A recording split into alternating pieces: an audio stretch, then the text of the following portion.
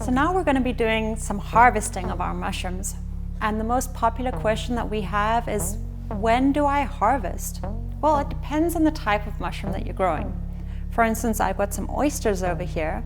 And with oysters, you're going to want to wait until the margin of the cap is slightly starting to unfurl. If it's completely unfurled like this and producing some spores, you're going to want to harvest straight away. Mushrooms, like oysters, produce a prolific amount of spores. So if you're in the vicinity of these spores for a prolonged period, you can develop a sensitivity to these spores, which means you won't be able to grow these mushrooms again, and you won't be able to be in the vicinity of these mushrooms again. So oysters, you're waiting for the little cap to unfurl. Lion's mane, I would say as soon as you start seeing spikes, you can harvest your lion's mane. And with other ones that have a veil, you're going to want to harvest them before that veil breaks.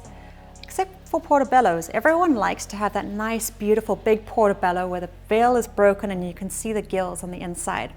So it depends on the type of mushroom.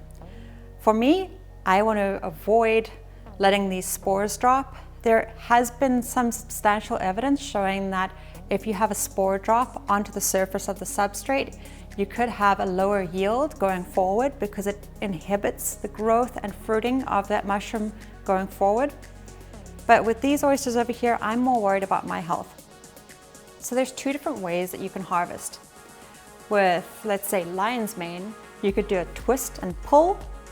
With oysters, you can do a cut with some bonsai shears. With anything that's top fruiting, you can do either bonsai shears or pulling. It's up to you what you want to do. If you do decide to pull, make sure that you watch out for any new mushrooms that might be forming at the base of those mushrooms. If you pull, you risk pulling out those new mushrooms. And one thing that people don't seem to understand is that with mushrooms, when they form their primordia, they form those for the entire rest of their lives. They're going to form primordia for the first, second, and third flush right at the start. So as you go along, make sure you don't damage any of those primordia by pulling any of those out, and make sure you aren't damaging any pins that are on the base of the substrate. So let's get right into it, because I have left these guys for way too long. As you can see, the spores are ready and they're waiting on those gills, and they'll blow off in any second. So I'm going to try two different methods. Let's show you a quick pull. I find that when you have your oysters that are coming out of small holes, I much prefer to pull because they come out like a little bouquet. So I'm just going to wiggle this from side to side, give a little quick wiggle, and these guys are right in there. And I'm just moving from side to side, trying not to damage the mushrooms as I go. And I'm going to pull it out. Some of that substrate is going to come out with it, which is why I say if you are pulling, make sure there aren't any small primordia or pins around that. And I'm going to put that into a bowl over here because we're having that for supper.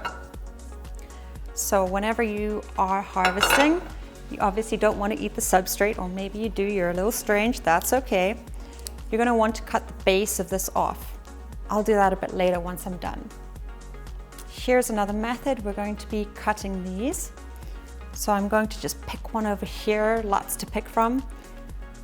Little quick snip. And we have a beautifully cut oyster mushroom.